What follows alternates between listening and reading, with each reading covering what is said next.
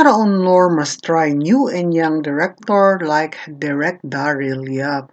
Opo, ilang taon na ang nakalipas, 2 years to be exact, when Direk Daryl Yap requested to meet the superstar because he was keen to do a film project for her, but unfortunately, it didn't push through up to this time at iisang direktor ang kanyang nakatrabaho. At batid naman po nating lahat, ito ay ang direktor na paborito ni Ate Guy na ayon sa kanya ay napakabait naman sa kanya, no other than Direk Adolf Alex Jr. Welcome back po muli sa aking channel, POFC. At kung first time po ninyong manood, don't forget to click like and subscribe. Opo, sa nakikita nga po nating mga natapos sa pelikula ni Ate Guy, Kontrabida, Laro, Pieta. Ang ligalig naman ay si Direk Topel ang nagdirehe. Ngunit itong Pieta ay muli si Direk Adolf Alex Jr. At ang mananambal na magpahanggang ngayon po yata ay tinatapos pa o nasa post-production na. Ang Kontrabida ay wala na po tayong narinig. Is it a shelved movie already? Ang tanong ng marami, lalo na po ang Laro na 5-6 years ago pa natapos. At ito naman pong Pieta ay kasalukuyang ipinaglalaban ng producer na maipalabas very soon.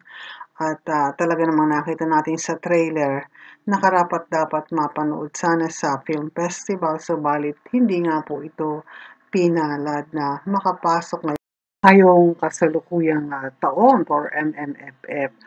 At ano pa rin daw po ang nangyari sa mananambal na sana ay entry at may mga malalaking bituin young stars pa ng GMA Films. Nagtatanong po ang napakarami ng fans, viewers, and concerns about these films. For Laro and Kontrabida, to no apparent reasons, are shelved or frozen na po talaga.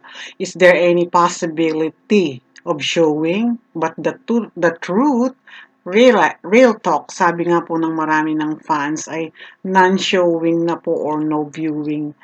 At hindi alam ang reason, unknown. Should the director could have at least give the public the clear reasons or implication to the fate o naging kapalaran ng mga pelikula pong ito. At masakit man ay sinasabi po nila, please don't accept any more projects if it won't be shown.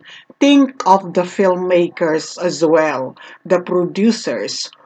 Bagamat marami pong factors or reasons, mahalang sinihan, nagpandemya, naapektuhan talaga ang way ng panonood ng mga viewers, tagatangkilik ng mga pelikula sa si Alden Richards at si Julia nga po Montes ay ang kanilang pelikula ay hindi pa umabot ng mahigit 50 milyon 2 weeks na sa sinihan.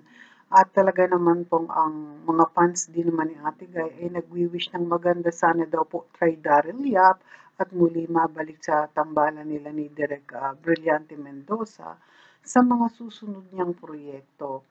At bagamat wala pong sinisisi ang mga manonood ay ito ang naging kapalaran ngayon ng movie industry. But then ang wish po ng lahat, try a new young director for Ate Guy and those who work with her, the blockbuster movie directors that gave her numerous awards and ika nga ay blockbuster movies, ay sana'y makatrabaho niya pong muli. At yan lamang po sa video na ito. Thanks for all your support. Don't forget to praise and thanks God for all our blessings, our life, our health, our loved ones. Alalahanin po natin sila, lalo na ang mga pumanaw ngayong All Saints Day.